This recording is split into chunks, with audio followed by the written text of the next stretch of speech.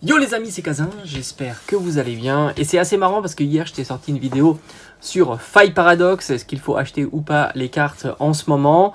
Et c'est vrai que j'avais fait un petit topo des cartes qui étaient les plus chères. Et j'avais regardé vraiment en détail et je t'avais dit que Rugilune était en train de progresser. Parce que à la base, quand j'avais fait un petit peu une vidéo récapitulative de la série il y a quelques semaines maintenant, ou quelques jours, hein, je me souviens plus exactement, Rugilune était à peu près au même niveau que Garde de Fer et ça tournait aux alentours de 90 à 100 euros. Et là, je l'ai trouvé un petit peu plus cher avec des annonces qui se faisaient de plus en plus rares. Et ben voilà, qu'est-ce qui s'est passé hier justement? Beaucoup de stress, coup de chaud sur la série, donc Faille Paradox, et uniquement sur la carte Rugilune X, donc la SAR 251. Et ça c'est vrai que ça s'est un petit peu emballé. Et c'est ce qui se passe justement quand une carte ou une série s'emballe. Hein. C'est vraiment assez sympa. Et beaucoup l'ont dû l'observer au travers de ma vidéo, tout simplement. Alors on va faire un petit état des lieux de cette situation-là et on peut imaginer la suite. Pourquoi pas. Alors il faut savoir que, comme je t'avais dit, donc hier, Rugilune avait réagi. Alors je sais pas si cette réaction a quelques jours, mais là, encore une fois, il a encore surréagi. Qu'est-ce qui s'est passé? Bah, tout simplement, la carte a monté d'un coup, donc les annonces qu'il a proposées à, je sais pas, 140 euros a été prise d'assaut et par conséquent, il a fait un up très violent jusqu'à même, peut-être même 200 euros, ce qui serait pas étonnant en tous les cas. Ça s'est emballé. Ça c'est certain, j'ai eu d'ailleurs beaucoup de retours sur l'espace de mes commentaires, ce qui m'a permis de constater ça. Alors déjà, est-ce que c'est propre à Rugilune? Est-ce que c'est propre à la série? Ben on va regarder ça ensemble. Alors tout d'abord, on va regarder le top 3 des cartes que je t'avais présenté hier. Et là, tu t'aperçois que pour le Groudon AR, ça n'a pas bougé. Donc il n'y a pas eu de surréaction pour le Groudon, il est resté parfaitement stable, aux alentours de 80 euros. Et j'ai envie de te dire, même si son prix n'a pas progressé, il y a encore énormément d'annonces à ce prix-là. Ce qui prouve que il n'y a pas eu de réaction sur ce Pokémon. Maintenant, on va regarder la SAR qui est Garde de Fer. Et c'était marrant parce que je me souviens, je t'avais fait une vidéo il y a quelques jours, peut-être même quelques semaines, sur Faille Paradox. Et je t'avais dit que Garde de Fer avait l'air d'être légèrement plus costaud, plus recherché que Rugilune. Et bien en final, pas du tout, puisque là, tu la trouves à 85 euros. Et j'ai même l'impression qu'elle descend un petit peu. Donc tu t'aperçois que la surréaction qu'il y a eu sur Faille Paradox, ça a été principalement sur Rugilune. Alors maintenant, on va regarder si les autres cartes de Rugilune a été entraînées dans cette euphorie. Donc on va regarder la carte Gold. Et la carte Gold reste pour l'instant très bon marché puisqu'on la trouve à 20 euros. Donc pas de surréaction même sur le Pokémon en question. Alors c'est marrant mais on l'a déjà vu, hein, les cartes Gold sont en règle générale peu prisé, hein, tu le sais, même sur des modèles un petit peu différents avec l'ancien, enfin le passé et le futur. On va regarder la full art aussi, parce que je crois qu'il y a un exemplaire en full art de cette carte. Et là aussi, la full art est plutôt très bon marché en ce moment, c'est assez marrant. Et on la trouve aux alentours d'une quinzaine d'euros. Donc tu t'aperçois que lorsqu'on fait le tour un petit peu des cartes Rugilune, il n'y a pas d'euphorie. C'est uniquement sur la SAR. Donc maintenant, qu'est-ce qu'on va regarder? Est-ce que la SAR est... est-ce que c'est à cause du fait que l'on joue la carte? Et bien en fait, dans Pokémon, le Pokémon, la carte est la même que les autres versions. C'est un petit peu comme l'Orcana avec les cartes enchantées, tout simplement. Donc là aussi, la popularité de la carte n'est pas due tout simplement à la façon dont on va la jouer dans le deck. Maintenant, on va regarder de savoir si Rugilune est cher en version SR japonais. Voir un petit peu si ça, là aussi, ça a bougé. Et là, si tu regardes, la carte, elle tourne aux alentours de 140 euros. Ça veut dire qu'elle devient même plus compétitive que notre carte à nous, qui est... Alors là, je vais te donner un prix. Alors c'est compliqué maintenant de savoir à combien elle va tourner la Rugilune SAR, mais disons que elle est à plus de 150, peut-être même 160, 170 euros. Comme je te dis, il y a beaucoup de stress en ce moment sur cette carte-là, tout simplement par beaucoup d'acheteurs ont peut-être peur d'avoir loupé le train et par conséquent ils préfèrent mettre le prix maintenant plutôt que devoir débourser peut-être 100 ou 200 euros plus tard, plus cher plus tard. Donc ça c'est un petit peu un phénomène logique, certains sont intéressés par cette carte, certains imaginent peut-être cette carte comme étant le nouveau Noctali qu'on a connu sur Evo Céleste et se dit ouais ben Noctali à un certain moment il valait 200, 300 puis 400, maintenant il vaut 1000 euros. Donc il y a toujours cette idée à l'esprit de dire je vais peut-être louper le train et par conséquent il y a toujours un petit peu d'emballement. En ce moment je pense que la Rugilune, alors peut-être que tout ça peut changer très rapidement, et si ça veut je suis en train de tourner la vidéo et le temps de la mettre le lendemain etc, bah, c'est foutu, il aura encore doublé. C'est pas impossible, tout ça ce sont des phénomènes d'emballement. Et après on va regarder si par le passé on l'a déjà vu. Donc en tous les cas, en carte japonaise, elle tourne aux alentours de 140 €. Alors j'ai pas été voir la, enfin je connais pas trop sa valeur d'antan, mais j'ai l'impression qu'elle est plutôt à la baisse en ce moment. Donc il n'y a pas d'euphorie sur la version japonaise. Après ce que j'aime à faire, donc là pour l'instant, voilà, Rugilune 170, 180 €, on va dire tu arrives à trouver des annonces directes pour pouvoir te la procurer. Maintenant, ce que j'aime bien faire aussi, c'est de comparer un petit peu les cartes, on va dire, de nos voisins étrangers. De voir un petit peu combien elle peut valoir la SAR pour les pays européens. Alors en anglais, on sait que les boosters sont souvent 2 fois moins chers, ce qui explique souvent la cote de 2 fois moins par rapport à la nôtre. Et c'est vrai que sans surprise, les cartes les plus bon marché, c'est les cartes anglaises qui tournent aux alentours de 70 €. Mais de talonner de très près, on a des cartes espagnoles qui tournent aux alentours de 80 €, donc c'est bien en deçà. Alors avant c'était cohérent avec nous, hein, tu t'aperçois que le prix bas de 80, 90, peut-être 100 qu'on trouvait il y a quelques semaines ou quelques jours, était cohérent avec nos voisins. Là, nous, on a fait un up assez fort. Une carte allemande, on est autour de 85 €. Carte italienne, pareil. Donc, on est un petit peu une singularité. Alors ça, on l'a déjà vu aussi. Hein. On a tendance, nous, vendre nos cartes beaucoup plus chères que nos voisins.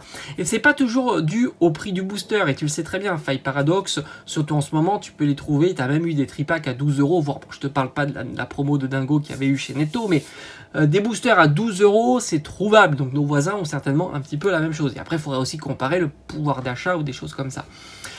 Donc tu t'aperçois que les cartes n'ont pas surréagi par rapport à la carte japonaise, par rapport aux voisins, et nous on est vraiment vraiment très très haut. Et c'est vrai qu'il y a eu un emballement et j'ai suivi ça durant toute la journée et j'ai l'impression qu'il y a eu vraiment un pic à 200, même peut-être même à 250 € où les annonces avaient tendance à partir très très rapidement. Alors maintenant on va voir un petit peu si on l'a déjà vu par le passé. Alors c'est vrai qu'en règle générale, quand une série sort, les cartes sont très chères et ont tendance à baisser. C'est plutôt le truc normal. Surtout sur des formats type SAR, on a l'habitude d'avoir les SR très chers et diminués.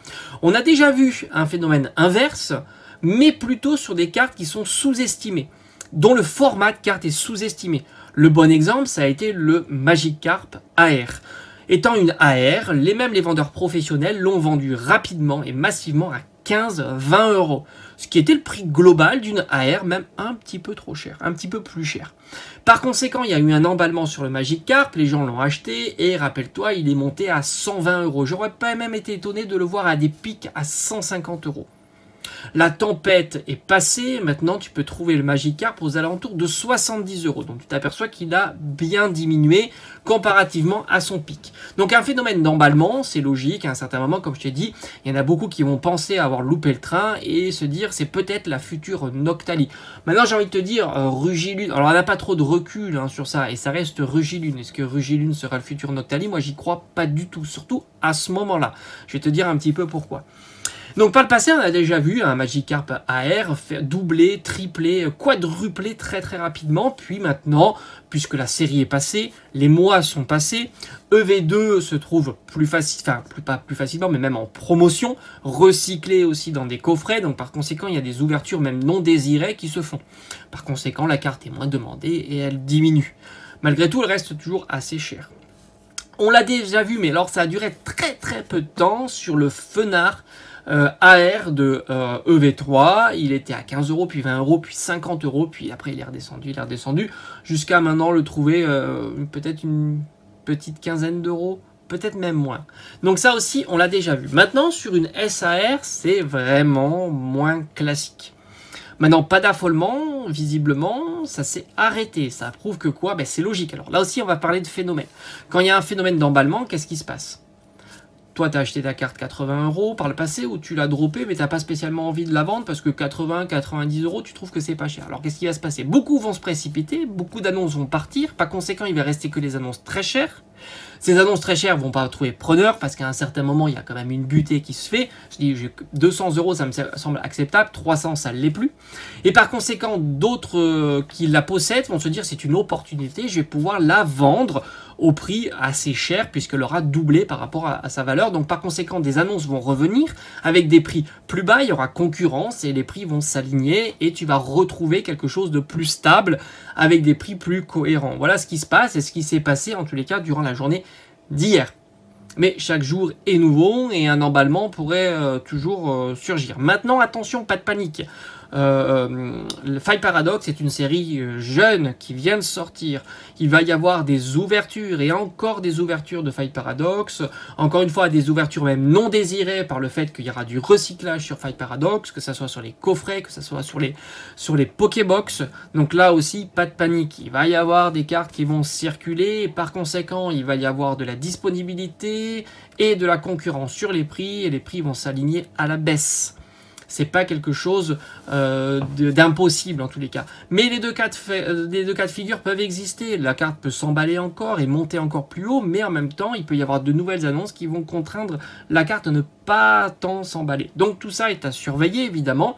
Mais là, encore une fois, il va y avoir du Fight Paradox. Je te dis qu'il y aura certainement du Fight Paradox en promotion ou même recyclé. Donc par conséquent, on a largement le temps de contrôler un petit peu ce qu'il y a en train de se passer. Souvent, en tous les cas, il est plus profitable de faire attention, de se fixer des objectifs et des prix sur des cartes, plutôt que de se précipiter. Tu es plus gagnant sur le long terme en faisant attention, plutôt qu'en se précipitant, en voyant tout de suite une carte qui a tendance à doubler très rapidement. Donc c'est assez marrant en tous les cas de voir ce genre de phénomène. Moi, je peux absolument pas prédire l'avenir de cette carte, je peux juste essayer de comprendre certains mécanismes et de émettre certaines hypothèses. Évidemment, hein, personne ne sait si cette carte-là, dans 6 mois, va pas valoir 500 ou 1000 €. Tout est possible. On l'a déjà vu par le passé, des cartes qui ont explosé. Mais encore une fois, j'ai pas l'impression que Rugilune soit un Pokémon très tendance. Après, je peux complètement me planter sur cette carte-là. J'ai pas trop suivi, en tous les cas, Fight Paradox. Pour moi, Fight Paradox est une série qui sera encore beaucoup ouverte. Et par conséquent, j'ai envie de dire, il y aura de la disponibilité. Je te mettrai, si j'arrive à retrouver le site avec le taux de drop des différentes cartes, je crois que Fight Paradox faisait partie d'une étude de plus de 1500 boosters et je crois que de mémoire le taux de drop est plutôt classique comme on a pu voir pour le bloc écarlate et violet. Globalement pour 200, quelle que soit la forme d'ultra rare, supérieure on va dire à la simple X. Mais encore une fois, je te mettrai en fin de vidéo une petite vignette ici avec le site qui le propose et évidemment les statistiques. Donc là aussi, si les ouvertures se feront, eh ben, il n'y aura pas de raison que le Rugilune va dropper et plutôt régulièrement, un petit peu comme on a vu avec les SAR de Écarlate et Violet 1, 2, 3 et même 3.5. Souvent, les gens pensent que 3.5 est une série difficile, mais au final, quand tu regardes les statistiques sur plusieurs milliers de boosters, tu t'aperçois qu'elle ne déroge pas à la règle, hein, tout simplement, de 1 pour 200 de mémoire. Mais en tous les cas, tout ça, si je me trompe, en tous les cas, vous avez les informations, donc elles seront corrigées par des petites vignettes. Et si je me trompe pas, voilà, hein, ça veut dire que tu auras et les informations et ce que je suis en train de te dire. Donc pas de panique sur cette carte-là. Et puis en plus, si c'est une carte que tu veux pas, il n'y a aucune raison que tu te précipites sur cette carte-là.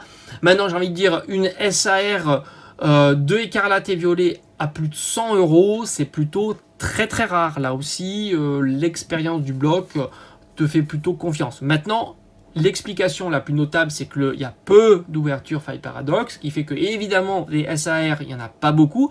Mais pourquoi plus Rugilune que Garde de Fer? Là, franchement, je sais pas. Franchement, je sais pas. Voilà, j'espère que ça t'a plu. Et on se tient au courant de l'histoire Rugilune. Si ça bouge encore, s'il remonte encore, s'il redescend, etc., je t'en parlerai, évidemment. Allez, ciao, ciao.